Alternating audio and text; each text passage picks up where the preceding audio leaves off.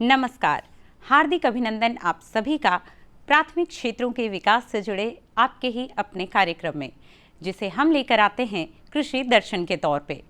वैसे कहते हैं कि जितनी ज़रूरत बागवानी में ध्यान देने की होती है, उतनी ही ज़रूरत होती है पशुपालन में पशुओं का ख्याल रखने की भी। तो आज हम करेंगे आपकी बागवानी फसलों की देखभाल के बारे में भी बातें और लेंगे जानकारी पशुओं की देखभाल से जुड़ी भी। लेकिन हमेशा की तरह सबसे पहले डालेंगे नज़र अपने पहले सेगमेंट खबरें खेती की पर। दर्शकों नमस्कार, खबरें खेती की में आपका स्वागत है। खबरों में आगे बढ़ने से पहले सबसे पहले नजर आज के मुख्य कृषि समाचारों पे। ग्रुप बनाकर करे ऑयस्टर मशरूम की मार्केटिंग, पत्ता गोभी की उन्नत खेती के लिए करे खाद का प्रबंधन और किसानों के लिए बेहद उपयोगी कंबाइन हार्वेस्टर मशीन।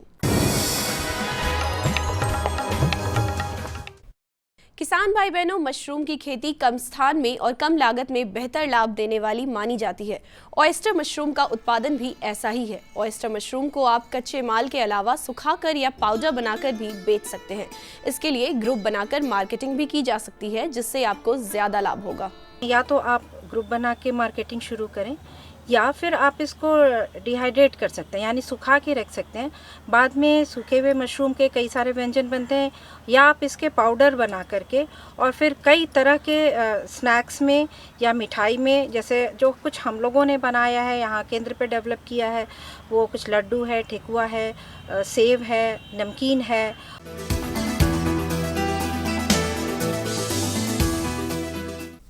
किसान भाई बहनों, आप में से कई लोग सब्जी उत्पादन से जुड़े हुए हैं और अलग अलग तकनीकों का प्रयोग करके ज्यादा से ज्यादा लाभ ले रहे हैं। सफलता की कड़ी में आज हम आपको मिलवाते हैं एक ऐसे ही कर्मठ सब्जी उत्पादक नीरज कुमार से, जो कि पटना जिला के निवासी हैं और बैगन के उत्पादन से जुड़े हैं। आइए उनसे ही जानते हैं बैगन के उत्पादन से जुड़े उनके अनुभव। बैगन की खेती किए हैं, 50-60 हज़ार रुपया खर्च हुआ है 1 बीघा में। उम्मीद है अच्छा फसल होगा, तो लाख सवा लाख रुपया आने की उम्मीद है।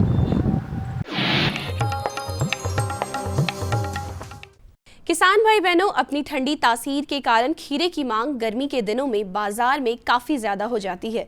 यदि आप इसके उत्पादन से जुड़े हैं तो इसके उन्नत प्रभेदों का ही प्रयोग करें, जिससे आपका उत्पादन बेहतर हो और आप ज्यादा से ज्यादा लाभ ले पाएंगे। खीरा एक लोकप्रिय फसल है, जिसके उत्पादन में सफलता हेतु इसके उन्नत प्रभेदों का प्रयोग किया जाना बेहतर है। इसके कुछ उन्नत प्रभेद हैं। पूसा उदय, इस किस्म में फलों का रंग फीका हरा दरमियाना आकार होता है। यह किस्म 50 से 55 दिनों में पक जाती है। इस किस्म की औसतन पैदावार 65 क्विंटल प्रति एकड़ होती है। पूसा बरखा, यह किस्म खरीफ में मौसम के लिए तैयार की गई है। इस किस्म की औसतन पैदावार 78 क्विंटल प्रति एकड़ होती है। पंजाब खीरा, इस किस्म में फल हरे गहरे रंग के होते हैं, जिसका स्वाद कम कड़वा और औसतन भार 125 ग्राम होता है। औसतन पैदावार 304 क्विंटल प्रति एकड़ से 370 क्विंटल प्रति एकड़ होता है।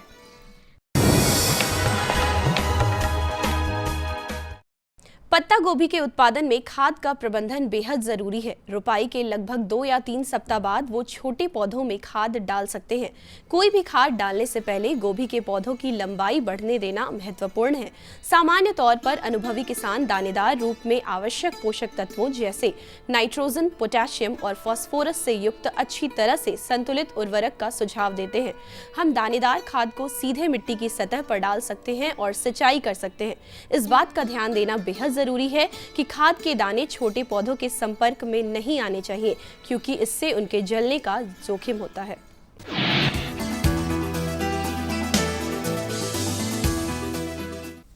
कृषक बंधुओं, कंबाइन हार्वेस्टर मशीन का उपयोग करने से मजदूरों की समस्या दूर होती है, साथ ही कम समय में ज्यादा काम किया जा सकता है।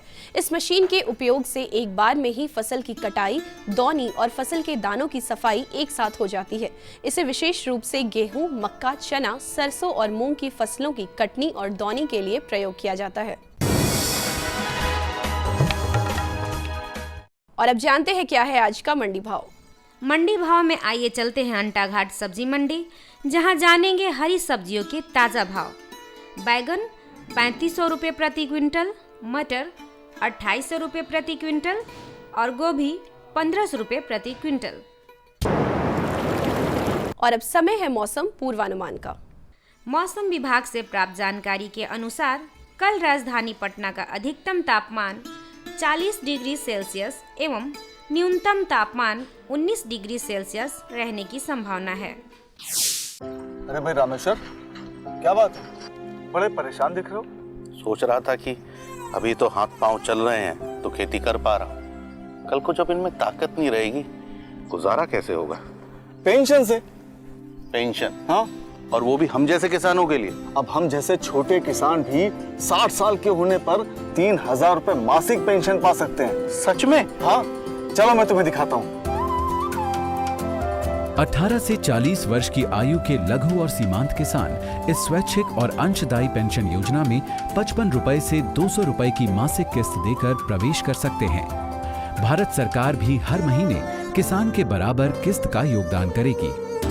कभी नहीं सोचा था कि हम जैसे किसानों की भी पेंशन का सपना कभी सच होगा। प्रधानमंत्री किसान मान धन योजना, अन्नदाता के परिश्रम को संबल, पेंशन से सुरक्षित उनका कर। नजदीकी जन सेवा केंद्र जाकर इस योजना से जुड़े। खबरें खेती की में अभी आपने जाना मौसम के मिजाज के बारे में, ली जानकारी मंडी के भाव की, रूबरू हुए आप नवीनतम तकनीकों और उपकरणों से, और साथ ही साथ आपने जाना अपने ही एक सफल साथी के सफलता के राज के बारे में भी। अब बढ़ते हैं आगे, जहां अपने विशेषज्ञ से हम लेंगे जानकारी फलों की सघन बागवानी और छत्र प्रबंधन के विषय में। किसान बंधुओं नमस्कार। अभी तक आप जो बागवानी कर रहे हैं वो परंपरागत तरीके से कर रहे हैं, जिसमें बड़े क्षेत्रफल की ज़रूरत होती है। तो किसान बंधुओं, आज हम चर्चा करने जा रहे हैं फलों की सघन बागवानी एवं छत्र प्रबंधन के बारे में। इस विषय पर विस्तार से जानकारी देने के लिए किसान बंधुओं आज हमारे साथ हैं कृषि विज्ञान केंद्र मधुबनी के विषय वस्तु विशेषज्ञ डॉक्टर प्रदीप कुमार विश्वकर्मा। डॉक्टर प्रदीप जी, आज के कार्यक्रम में मैं आपका बहुत बहुत स्वागत करता हूं। प्रति यूनिट एरिया के अकॉर्डिंग उसमें ज़्यादा पौधे लगाए जाते हैं, जिससे हमको प्रोडक्शन ज़्यादा मिलता है। परंपरागत की तुलना में ये बहुत ही अच्छा है और इसमें प्रॉपर तरीके से मैनेज किया जाए तो इसको अच्छे से प्रोडक्शन भी मिल सकता है और इसमें रोग व्याधि भी कम लगते हैं। तो इसके बहुत सारे फ़ायदे भी हैं। फ़ायदे ये हैं जैसे कि पहले परंपरागत तरीके में जो पुरानी वैरायटीज़ लगाई जाती थी तो वो अपना आकार में बढ़ती रहती थी, लंबाई में बढ़ती रहती थी और उनका माइक्रो क्लाइमेट डेवलप होता था। कभी कभी कोई बीमारी भी पकड़ लेती थी तो पूरे के पूरे बागवान हमारे ख़त्म हो जाते थे।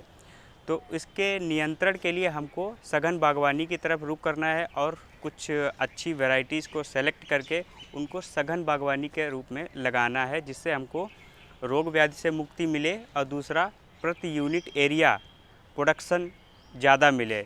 ये हमें बहुत फ़ायदेमंद करेगा क्योंकि हमारी जनसंख्या जो है दिन ब दिन बढ़ती जा रही है, उसको फल आपूर्ति करने के लिए हमको फलों का उत्पादन बढ़ाना पड़ेगा। इससे हमको वैज्ञानिक तरीके से खेती करने के लिए किसान भाइयों को मैं प्रेरित करता हूं ताकि वो इस सघन बागवानी को अपनाएं। जैसे बहुत सारे फल हैं उसमें ये की जा सकती है, जैसे आम है, अमरूद है और लीची है, इसमें कर सकते हैं। और उसके बाद इसमें करने के लिए सबसे पहले हमको क्या करना चाहिए कि हमको प्लान करना चाहिए कि कहाँ पे लगाना है, कैसे लगाना है। तो उसके बाद ही हमको साइंटिफिक तरीके से उसको प्लान करके ही लगाना है। अगर नहीं समझ आ रहा तो हमारे नज़दीकी कृषि विज्ञान केंद्र या फिर किसी भी कृषि विश्वविद्यालय से संपर्क करके या फिर किसी ICAR के इंस्टीट्यूट से संपर्क करके किसी भी तकनीकी सहायता ले सकते हैं। और इसको मैं सरल शब्दों में बताना चाहता हूँ कि इसका प्लानिंग हमको जनवरी से स्टार्ट कर देना चाहिए जनवरी में उसको गड्ढे की खुदाई करना चाहिए। इसकी गड्ढे का आकार रहना चाहिए 1 बाई 1 मीटर और 1 मीटर गहरा। उसको हमें 2 महीने तक छोड़ देना चाहिए। डॉक्टर प्रदीप जी, जैसा आप चूँकि हम लोग बात कर रहे हैं सघन बागवानी को लेके, तो आपसे चूँकि इसमें पेड़ पौधे जो होते हैं वो छोटे होते हैं और एक ख़ास किस्म के बीज को लगाते हैं, तो मैं आपसे जानना ये चाह रहा हूँ कि आप जिन फलों का भी आपने अभी नाम लिया है उसके कौन से प्रभेद इनको लगाना चाहिए और कब से इसकी खेत की तैयारी या पूरी व्यवहारिक किस तरह वो खेती करें, इसका बागवानी करें, इसके बारे में हमारे किसानों को बताएँ। बहुत ही अच्छा सवाल है। जैसे कि आम में हम जाएंगे तो आम्रपाली सघन बागवानी के लिए बहुत ही अच्छा है और एक भारतीय बागवानी अनुसंधान संस्थान बेंगलोर का अर्का सुप्रभात करके है, वो भी बहुत अच्छा है सघन बागवानी के लिए आम में। और लीची की बात करें तो लीची में हम चाइना वैरायटी की तरफ जाएंगे। और रही बात अमरूद की, अमरूद एक बहुत ही सघन बागवानी के लिए सबसे उपयुक्त फसल है, वो अमरूद है यहाँ पे। उसमें हम कोई भी वैरायटी चूज़ कर सकते हैं, लेकिन उसको प्रॉपर मैनेजमेंट करके हम उसका प्रोडक्शन सघन बागवानी के अंदर ले सकते हैं। जैसे कि इसमें हम अच्छी वैरायटी लगा सकते हैं, इलाहाबाद सफ़ेदा लगा सकते हैं और एक रूट स्टॉक है पूसा सृजन के ऊपर हम ग्राफ्टिंग करके अगर दूसरी वैरायटी भी लगाते हैं तो सघन बागवानी के लिए बहुत ही अच्छा रहेगा। और भारतीय बागवानी अनुसंधान संस्थान बेंगलोर की 2 वैरायटी बहुत ही अच्छी हैं, अर्का पूर्णा और अर्का किरण, वो हम सघन बागवानी में चूज़ कर सकते हैं।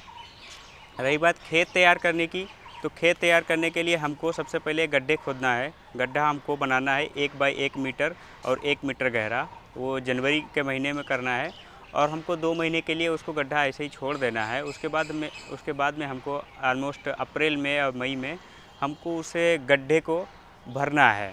गड्ढे को भरने के लिए हमको 3 चीज़ें लेना है। एक तो हमारा टॉप सॉइल, ज़मीन मिट्टी लेना है, और एक हमको सैंड लेना है 1 भाग, और 1 भाग हमारा वर्मी कंपोस्ट या फिर किसान भाइयों के घर पे उपलब्ध सड़ा हुआ गोबर का खाद, वो लेना है। तीनों भागों को अच्छी तरीके से मिक्स करके अप्रैल मई के महीने में उसमें हमको फिल कर देना है, गड्ढे को फिल करना है। और बारिश के मौसम में, जुलाई अगस्त के मौसम में हमको प्रभेद जो चयनित वैरायटी हैं उनको उसमें गड्ढे में लगाना है। डिस्टेंस हमको सघन बागवानी के अकॉर्डिंग रखना है।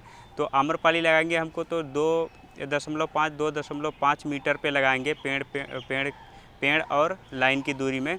और अमरूद में हम जाएंगे तो 3x2 भी लगा सकते हैं, और मीडो ऑर्चर्डिंग में जाएंगे तो हमको 2x1 भी लगा सकते हैं अमरूद में।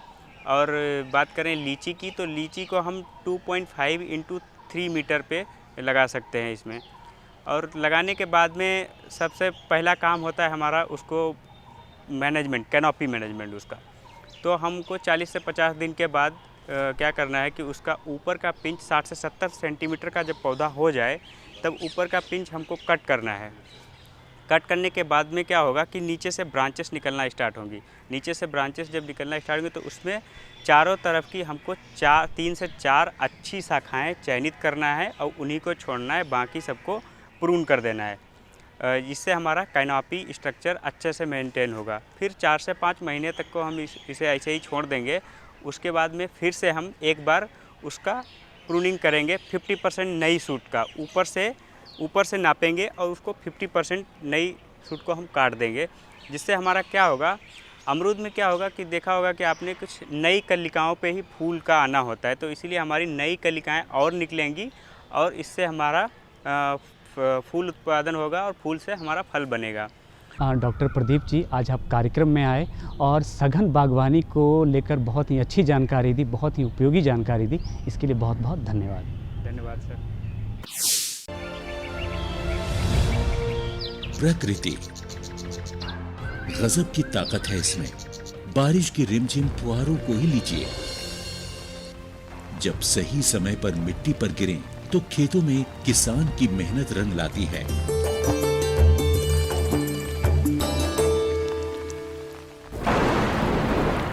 लेकिन वही बारिश बेमौसम हो जाए तो फिर तबाही का मंजर दिखाती है।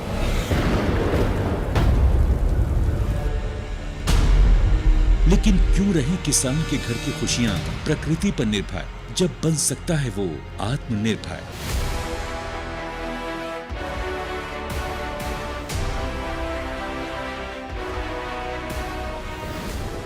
किसानों को प्राकृतिक आपदाओं की वजह से फसली नुकसान होने की स्थिति को ध्यान में रखते हुए भारत सरकार ने 2016 में प्रधानमंत्री फसल बीमा योजना की घोषणा की। इस बीमा योजना का उद्देश्य विभिन्न प्रकार की प्राकृतिक आपदाओं जैसे ओले गिरना, जल भराव, बाढ़ का आना, बादल फटना, प्राकृतिक रूप से आग लग जाना, भूस्खलन, चक्रवाती तूफान, बेमौसम बारिश, फसल की बीमारियां, आकाशीय बिजली, कीटों के हमले वगैरह से होने वाले नुकसान की स्थिति में किसानों को वित्तीय सहायता प्रदान करना है। इस बीमा योजना के अंतर्गत फसल की विभिन्न अवस्थाओं को शामिल किया गया है, यानी पूरे फसल चक्र का सुरक्षा कवच। जिस दिन फसल काटकर खेत में सुखाने के लिए फैलाई, उसके अगले ही दिन मूसलाधार बारिश हो गई, सारी उपज बर्बाद हो गई। लेकिन ये तो अच्छा था कि मैंने फसल का बीमा करा रखा था, मैं नुकसान से बच गया और क्लेम की रकम भी मुझे आसानी से मिल गई। सारा भुगतान मेरे बैंक अकाउंट में हो गया। प्रधानमंत्री फसल बीमा योजना बहुत ही लाभकारी है और इसकी प्रक्रिया बहुत ही सरल है। पहली बात तो ये समझिए कि अगर आप अधिसूचित फसलों की खेती करने वाले किसान हैं, तो आप फसल बीमा के लिए पात्र हैं। इसमें काश्तकार किसान और बटाईदार सहित सभी किसान शामिल हैं। अनाज, दलहन, तिलहन और कुछ वार्षिक वाणिज्यिक फसलों को PMFBY के अंतर्गत कवर किया जाता है। ये दुनिया की तीसरी सबसे बड़ी और कामयाब फसल बीमा योजना है। केंद्र सरकार और राज्य सरकारों के अलावा 18 बीमा कंपनियां, 540 बैंक तथा 45,000 जन सेवा केंद्र प्रधानमंत्री फसल बीमा योजना को किसानों तक पहुंचाने में कार्यरत हैं। इस योजना में प्रीमियम कम होने के कारण सभी स्तर के किसान इसका लाभ ले सकते हैं। खरीफ फसलों के लिए बीमित राशि का 2% प्रीमियम, रबी फसलों के लिए बीमित राशि का 1.5% प्रीमियम और बागवानी एवं वाणिज्यिक फसलों के लिए 5% प्रीमियम है।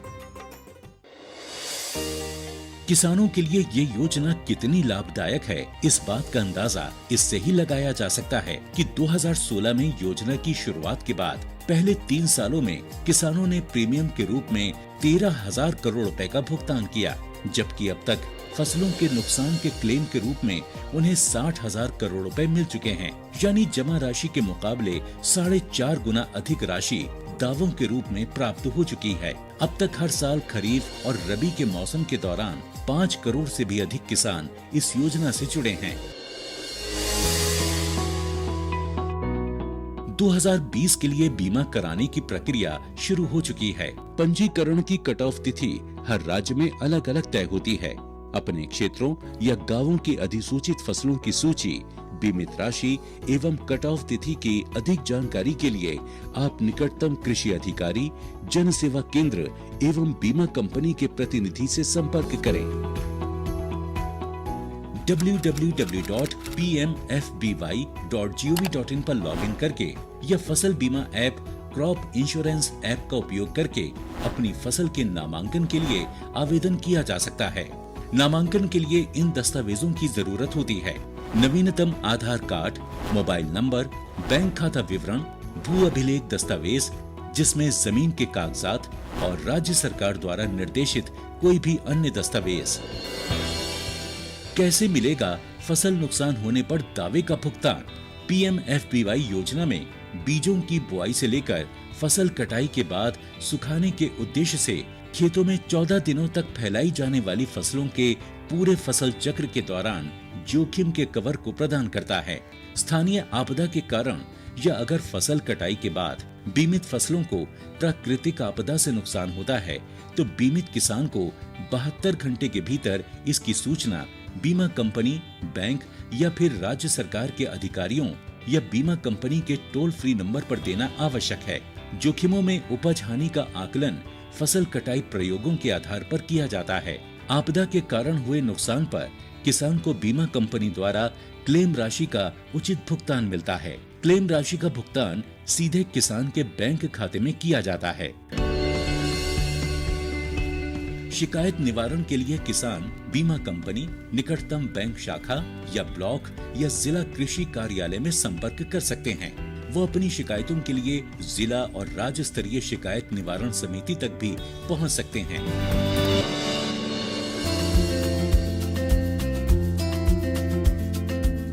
दरअसल पहले सभी ऋणी किसान जो बैंकों या वित्तीय संस्थानों से मौसमी कृषि ऋण या केसीसी का लाभ उठा रहे थे, उन्हें अनिवार्य रूप से इस योजना में शामिल किया जाता था। लेकिन फरवरी 2020 में किसानों के हित में नामांकन प्रक्रिया में एक बड़ा बदलाव करते हुए अब इस योजना को सभी किसानों के लिए स्वैच्छिक कर दिया गया है। प्रधानमंत्री फसल बीमा योजना किसानों को उनकी मेहनत से उगाई फसल को सुरक्षित करके देश को आत्मनिर्भर बनाने की दिशा में अहम कदम साबित हो रही है। जब किसान बढ़ेगा प्रकृति निर्भरता से आत्मनिर्भरता की ओर, तभी तो बनता है आत्मनिर्भर राष्ट्र। फलों का उत्पादन और उपयोग हमारे देश में हमेशा ही बड़े पैमाने पर होता है, क्योंकि बाजार में इसकी मांग सालों भर बनी रहती है। तो इन छोटे छोटे उपायों का उपयोग करके आप ज़्यादा से ज़्यादा लाभ ले सकते हैं। अब बढ़ते हैं कार्यक्रम में आगे, जहां अपने विशेषज्ञ से हम लेंगे जानकारी बदलते मौसम में पशुओं की देखभाल के विषय में। नमस्कार, कृषि जगत से जुड़ी तमाम खबरें लिए मैं आपके सामने हूँ। जैसा कि आप जानते हैं कि हम हमेशा नए नए विषयों पर चर्चा करते हैं और विशेषज्ञों के द्वारा आपको बहुत सारी जानकारी देते हैं। जी हाँ, पशुपालन एक ऐसा व्यवसाय है जिसे करके हमारे पशुपालक भाई अच्छा खासा मुनाफा पाते हैं। जैसे कि बदलते मौसम में पशुओं की देखभाल, अगर हमारे पशुपालक भाई मौसम जब बदलता है तो उसमें बहुत सारी बीमारियां भी आ जाती हैं। मनुष्यों के ही नहीं, मेन पशुओं में भी बहुत सारी बीमारियां आ जाती हैं। तो किस तरह से उसकी देखभाल करें जिससे कि परेशानी का सामना नहीं करना पड़े और हमारे पशुपालक भाई को अच्छा खासा मुनाफा मिल सके। आज हमारे साथ जो हमारे विशेषज्ञ हैं वो है डॉक्टर मनोज कुमार, सह प्राध्यापक बिहार वेटनरी कॉलेज पटना से हैं। सर, आपका हमारे कार्यक्रम में बहुत बहुत स्वागत है। सबसे पहले आप हमारे पशुपालक भाइयों को बताइए कि बदलते मौसम में पशुओं की देखभाल किस तरह से करें। वो पशुओं की देखरेख, उनके ग्रोथ में, उनके उत्पादन क्षमता में मौसम का एक बहुत ही महत्वपूर्ण योगदान है। हम बहुत अच्छा दाना, उनका पोषण का ख्याल रखते हैं, उनके बाकी चीज़ों को ध्यान रखते हैं, उनके मैनेजमेंट जिसको व्यवस्था रख रखाव पे ध्यान देते हैं, परंतु एक मौसम भी बहुत ही महत्वपूर्ण घटक है जो उनके स्वास्थ्य एवं उत्पादन के ऊपर में प्रभाव डालता है। इधर कुछ मौसम में, जैसे जाड़े का मौसम अभी बीत गया और गर्मियाँ आनी शुरू हुई, अभी वसंत का ऋतु का आगमन होने लगा। इस मौसम में प्रायः आप देखेंगे कि सुबह और शाम के वक्त ज़्यादा ठंड रहती है और दिन में काफ़ी गर्मी बढ़ जाती है। तो अमूमन क्या होता है कि हम कभी ये समझते हैं कि ठंड लग रही है तो ज़्यादा गर्म कपड़े पहन लिए, जो कि हमें हमारे लिए आरामदायक नहीं होता, पशुओं के लिए भी आरामदायक उसी तरह से नहीं होता। दूसरा है कि बहुत गर्मी लग रही है तो बहुत ही उसको खुले में रह गए, उतना ध्यान नहीं दिए, तो उसके ऊपर क्या होता है ना कि रात में जब तापमान गिरता है अचानक तो ठंड पड़ती है। और जितना एक तरह से मौसम, जैसे गर्मी है तो बहुत ज़्यादा गर्मी ही पड़ रही है लगातार, उतना नुकसानदेह नहीं होता या असर नहीं डालता। या जाड़ा मतलब बहुत ठंड पड़ रही है तो ठंड पड़ती ही जा रही है लगातार, तो उससे उतना असर नहीं करता जितना कि फ्लक्चुएटिंग बोलते हैं कि ये अंतर आने वाले मौसम में कि कभी गर्मी है कभी ठंडा है। और सबसे ज़्यादा स्वास्थ्य पर प्रतिकूल प्रभाव इसी मौसम में पड़ता है, मनुष्यों, पशुओं, सारे जीवों पर। दूसरी बात कि इस तरह के मौसम में जब इसको फ्लक्चुएटिंग मौसम हम लोग साइंस की भाषा में बोलते हैं, तो ठंड गर्म ऐसे करके अंतर होता है। ऐसे में विषाणु और जीवाणु, खास करके विषाणु जो होते हैं हवा से चलने वाले, हवा से इधर से उधर फैलने वाले, ट्रांसमिट होने वाले, उनकी गतिविधि बढ़ जाती है और बहुत ही आराम से, अभी न स्ट्रीमलाइन हवा का भी बहाव बहुत आराम से धीरे धीरे होता है। तो जहाँ मान के चलिए कि जब तेज़ हवा चल रही है उसमें 10 किलोमीटर अगर वायरस को मतलब दूर तक जाने का हवा के माध्यम से मौका मिलता है, तो इसमें मान के चलिए कि दोगुना से तिगुना तक चला जाएगा, क्योंकि एकदम आराम से बहते बहते जाता है। तो इसके चलते तो एक तो प्रतिकूल प्रभाव पड़ता है, रोग प्रतिरोधक क्षमता घटने लगती है और उसके बाद से ये जीवाणु एक्टिव हो जाते हैं तो पशुओं को संक्रमण का खतरा रहता है। पहली बात है सर, बदलते मौसम में पशुओं का प्रबंधन हम किस तरह से करें कि जिसमें कि परेशानी का सामना नहीं करना पड़े, दुग्ध उत्पादन में भी कमी न हो, किस तरह से करें? बदलते मौसम में सबसे ज़्यादा ज़रूरी है कि पशुओं को अधिक ठंड और गर्म में अचानक से बदल रहे तापमान के अंदर में नहीं रखना। जैसे सुबह के टाइम पे आप ध्यान दीजिए कि उसको बाहर नहीं निकलने दें, ठंड नहीं लगे, या खुले में नहीं बांधिए, थोड़ा धूप आने दीजिए, हल्का तापमान को सामान्य होने दीजिए। और रात में खुले में मत छोड़िए क्योंकि ओस गिर सकता है, रात में उसको ठंड लग सकती है, तो उसको कहीं छायादार शेड हुआ या कुछ हुआ इस तरह से। अगर मान लीजिए कभी तेज़ हवा चल रही है, ठंड हवा चल रही है, तो उसको कुछ बोरा चट या इस तरह के कोई या कुछ मोटे कपड़े से उसके बदन को ढक दीजिए। तो ये सब करना पड़ता है। सर, बदलते मौसम में पशुओं में कौन कौन सी बीमारी होने का खतरा होता है?